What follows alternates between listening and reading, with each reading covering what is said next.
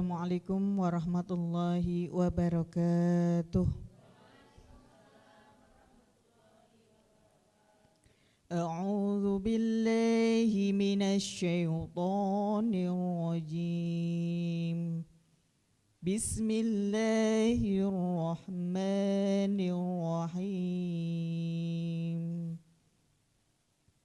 Ma afa Allahu ala rasulihi min ahlil qura falillah falillahi walirrasuli walidhil qurba wal yatama wal masakin wabnis sabili kay la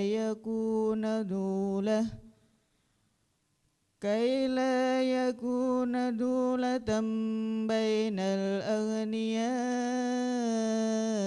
minkum wa ma atakumur rasulu fakhudhuhu wa ma nahakum anhu fantahu wattaqullah innallaha syadidul iqab. Shadaqallahul azim. Bismillahirrahmanirrahim. Assalamualaikum warahmatullahi wabarakatuh. Waalaikumsalam warahmatullahi wabarakatuh. Alhamdulillahirabbil alamin. Wassalatu wassalamu ala asrafil anbiya'i wa mursalin wa ala alihi wa ashabihi ajmain amma ba'du. Mari kita sama-sama panjatkan puji syukur kita atas kehadirat Allah Subhanahu wa taala yang telah memberikan kita sehat sehingga kita bisa hadir pada pagi hari ini dalam acara ngobrol perkara ilmu. Ngopi yuk. Ngopi pada pagi hari ini bersama saya Tiara Dianti dan juga Bapak Ustadz Ahmad Haris Riswanto yang pada pagi hari ini kita akan ngobrol terkait dengan keutamaan dan kewajiban.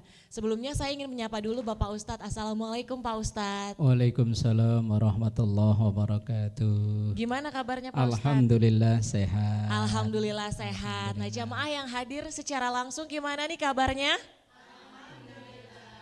Alhamdulillah sehat juga nih Pak Ustadz. Semoga kesehatan dirasakan juga oleh pemirsa Sinpo TV dimanapun berada. Nah, kita akan ngobrol tadi terkait dengan keutamaan dan kewajiban. Itu maksudnya seperti apa sih Pak Ustadz? Silahkan. Assalamualaikum warahmatullahi wabarakatuh.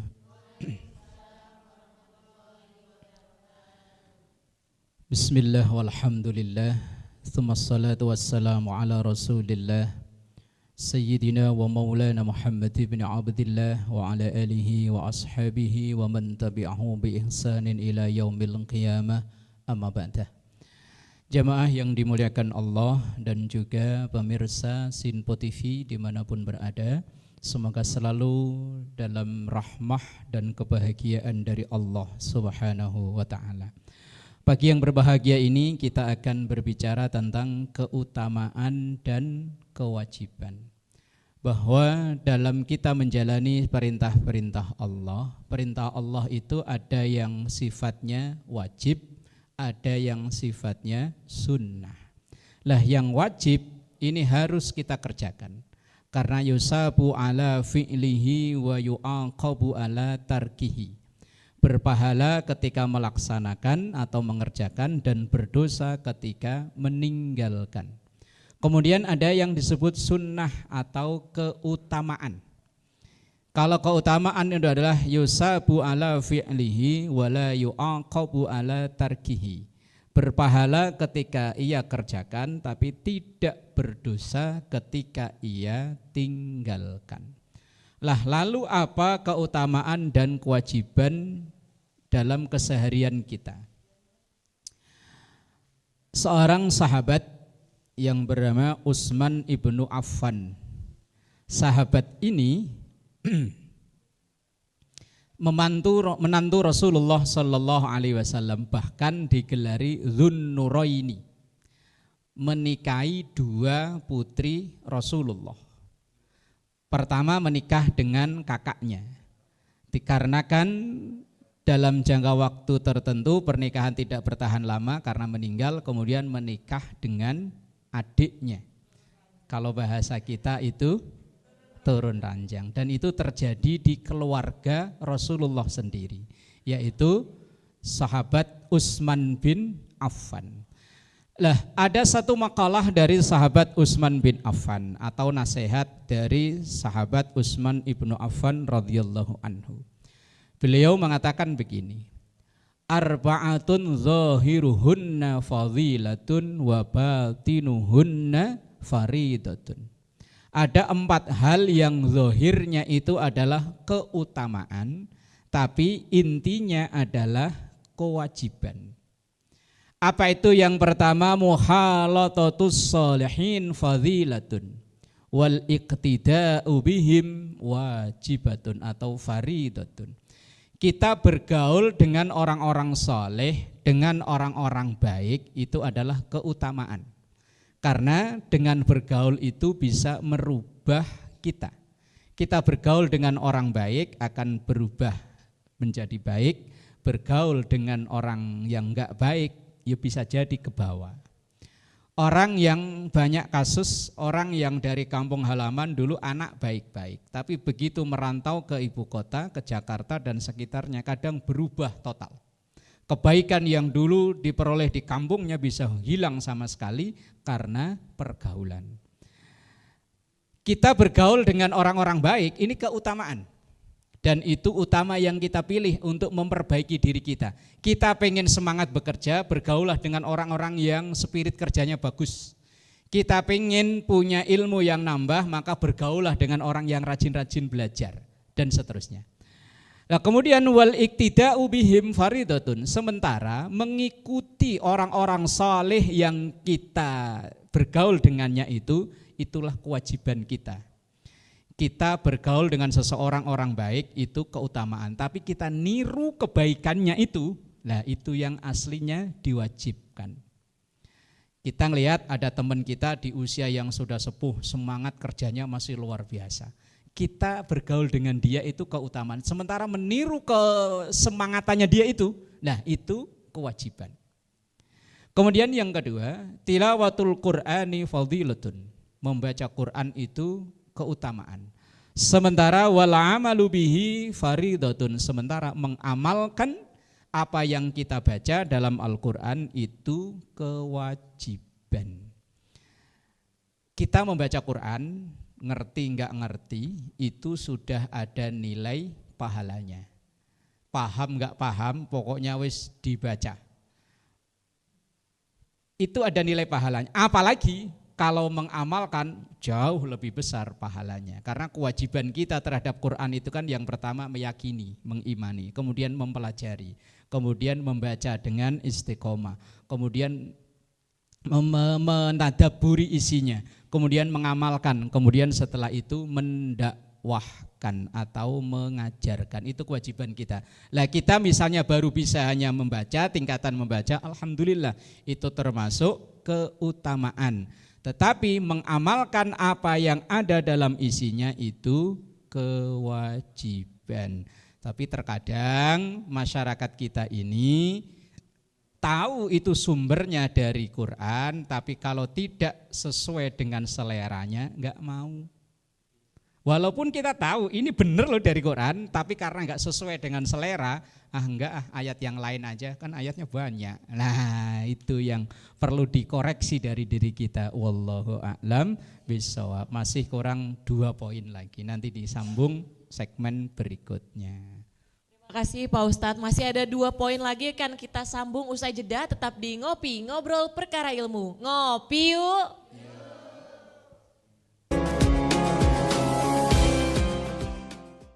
Alhamdulillahirrabbilalamin, kita masih dalam Ngopi, Ngobrol Perkara Ilmu. Ngopi yuk. Nah, topik kita pada pagi hari ini seperti yang sebelumnya sudah disampaikan oleh Pak Ustadz adalah keutamaan dan kewajiban. Tapi sebelum dilanjut, tadi masih ada 2 poin yang belum disampaikan. Kita akan buka untuk sesi tanya jawab terlebih dahulu. Untuk 2 orang penanya silakan sebutkan nama dan juga pertanyaannya. Bismillahirrahmanirrahim. Assalamualaikum warahmatullahi wabarakatuh. Perkenalkan, nama saya Setiani. Izin bertanya Pak Ustadz, apakah kita hanya diperbolehkan bergaul hanya dengan orang-orang soleh saja? Terima kasih. Wassalamualaikum warahmatullahi wabarakatuh. Assalamualaikum warahmatullahi wabarakatuh. Saya Ibu Anis mau bertanya Pak Ustadz, apakah berdosa orang yang baca Al-Quran tetapi banyak salahnya? Mohon penjelasannya Pak Ustadz. Wassalamualaikum warahmatullahi wabarakatuh. Sudah ada 2 penanya Pak Ustadz. Yang pertama, apakah kita hanya diperbolehkan bergaul ataupun berteman dengan orang-orang soleh saja? Silahkan. Baik, jamaah yang dimuliakan Allah. Pertanyaan yang pertama, apakah pergaulan kita hanya terbatas atau dibatasi orang-orang baik saja? Ya tidak. Kita ini dalam bergaul, ya tentu semua orang kita ajak bergaul, tetapi lihat-lihat dulu. Kalau memang kita bisa merubah, misalnya di lingkungan kita ini ada orang-orang yang belum bisa menjaga kebersihan, kemudian kita mendekati dia. Tujuan kita agar orang itu bisa merubah kebiasaan yang enggak baik dengan tidak bisa menjaga kebersihan itu. Atau mungkin ada di masyarakat kita orang itu yang hobinya main judi, yang lagi ngetren judi online. Ya Allah, yang kecil kecanduan game online, yang muda-muda kecanduan judi online, yang emak-emaknya kecanduan belanja online. Aduh, ya Allah.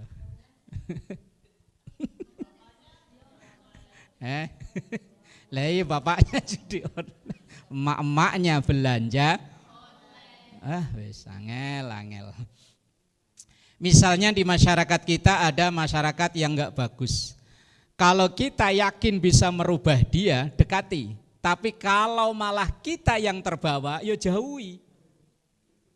Kita ini kan paling tahu diri kita kan kita. Kita ini orangnya misalnya lemah. Lemah itu labil. Labil itu orang gampang berubah. Lah kalau kita kok kumpul sama orang yang tidak baik, maka akan kita malah justru yang berubah. Bukan merubah malah berubah, bukan mewarnai tapi malah diwarnai. Kita yang dulunya putih kumpul sama yang hitam, jadi hitam. Kalau gitu ya hindari, kecuali kalau memang kita bisa merubah. Maka dalam bergaul kita lihat dulu. Kalau memang niatnya kita mau merubah dan yakin kita bisa mampu, dekati. Tapi kalau justru kita yang berubah, hindari. Terus gampang. Lah kita orangnya yang tadi kuat, mentalnya kuat, teguh dengan pendirian, silahkan. Kita dekati orang-orang yang tidak baik dalam tanda kutip. Kita juga tidak bisa menghakimi orang. Dalam tanda kutip yang kelihatan zahirnya memang tidak baik, ya kita dekati untuk merubah. Para pejuang-pejuang hebat itu dulunya, bahkan kalau kita baca biografi pesantren-pesantren besar di Indonesia, rata-rata itu berdiri di masyarakat yang jauh dari kebaikan. Contoh misalnya saya dulu nyantri di pesantren namanya Raudhatul Ulum. Itu di satu kampung namanya Guyangan. Itu konon cerita orang-orang dulu itu daerah itu tempatnya Molimo. Molimo tahu enggak? 5M main, madat, madon, apalagi main perempuan iya, judi iya, mabuk iya, itu pokoknya semua dijalani. Tapi berkat keteguhan sang kiai itu akhirnya masyarakat itu berubah. Tapi kalau kita lemah, ya jangan sekali-kali malah kita yang ke bawah. Maka lihat dulu kondisi kita apakah mampu atau tidak, yang pertama. Kemudian yang kedua, bagaimana orang yang rajin baca Quran tapi baca Qurannya banyak salah, apakah dosa? Asal ia masih mau belajar, enggak. Tapi kalau udah enggak mau belajar, nah ini salah, ya dihitung salah. Maka alhamdulillah kita yang tinggal di masyarakat perkotaan, soal asal mau.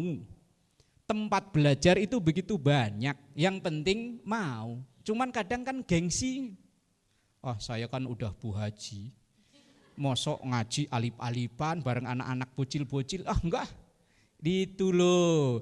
Asal kita masih mau belajar, walaupun misalnya hari Senin kita ngaji di masjid ini, Selasa di masjid ini, sudah pindah-pindah ngaji, wong nyatanya kita belajar udah di usia yang sudah tidak muda, lidah udah terlanjur kaku untuk mengucapkan bacaan ha, susah, jadinya ha, ain jadinya nga.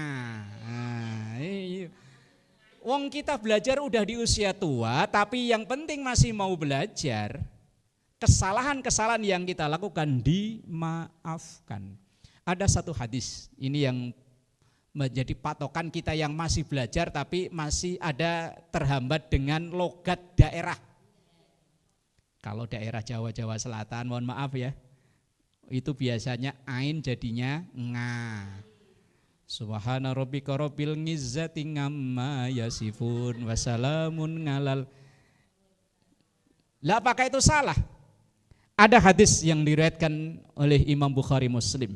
Alladzi yaqra'ul Qur'an fa huwa mahirun bihi ma'as safaril kiramil bararah. Orang yang membaca Quran dan ia membacanya mahir, tartil bagus, makharijubnya bagus, tajwidnya bagus, ia akan memperoleh posisi terhebat. Tapi walladzi yaqra'ul Qur'an wa yata'u, dan orang yang istiqomah dengan membaca Quran wa yata'u. Ta'u itu apa ya? Kalau orang Jawa au itu. Terbata-bata. Ain jadi nga, ha jadi ka. Umpama karena terbawa logat daerah dan ia belajar di usia yang sudah tidak muda. Itu wa yata'u fihi. Ia terbata-bata. Bener ya, bahasa Indonesia yang terbata-bata ya. Nah, kalau orang kampung saya ngakuk-ngakuk. Suruh baca summum bukmun umyu fahum la yarji'un. Wangel. Ayatnya pendek tapi bacanya ngulang-ngulang salah mulu.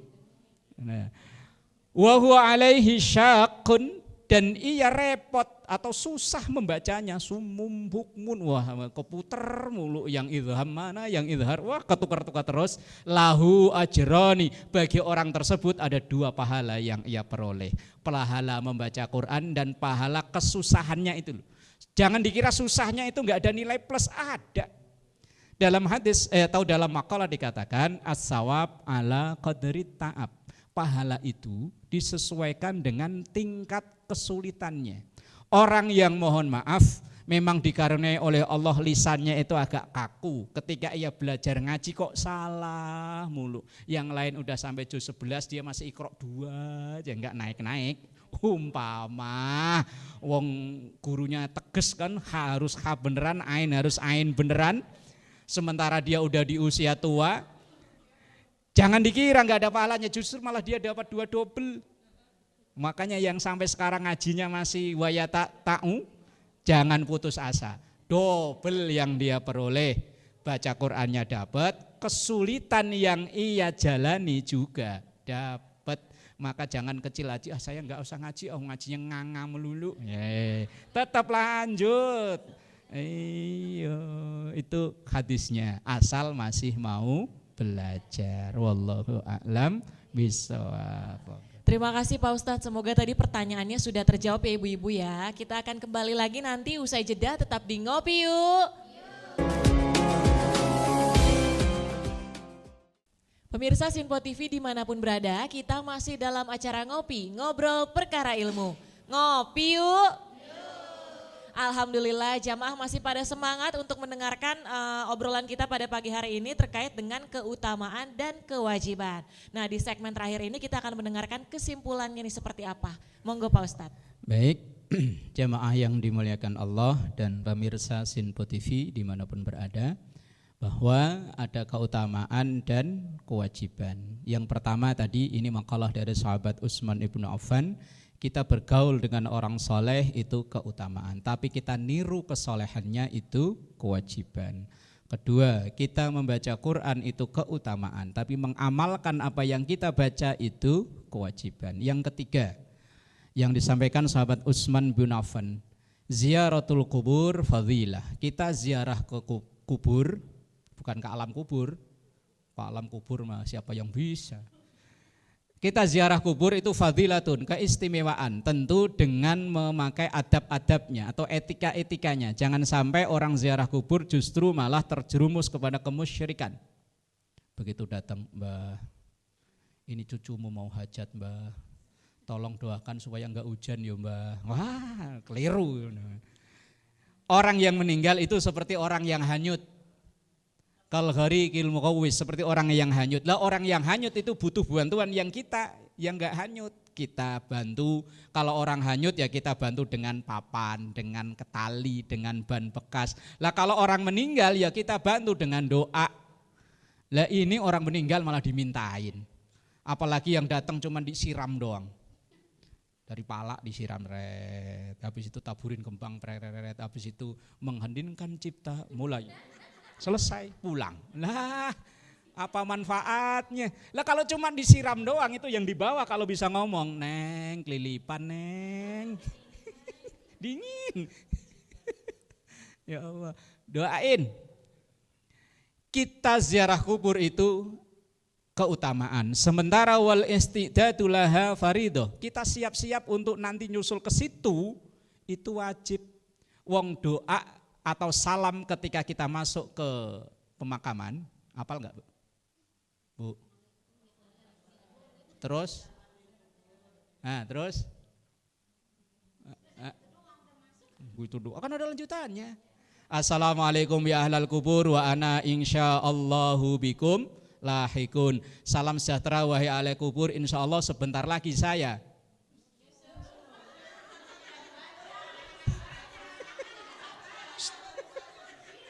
Lo artinya memang begitu, coba cari di buku-buku Yasin itu. Bener kan, Bu? Jangan dikorupsi kalau doa. Ketika ada pejabat korupsi ngarah, ketika kita sendiri doa dikorupsi. Doanya itu assalamualaikum ya ahlal kubur wa ana insyaallahu bikum lahikun. Salam sejahtera untuk semua wahai ahli kubur, wa ana dan saya insyaallah dengan izin Allah bikum dengan kalian semua lahikun sebentar lagi.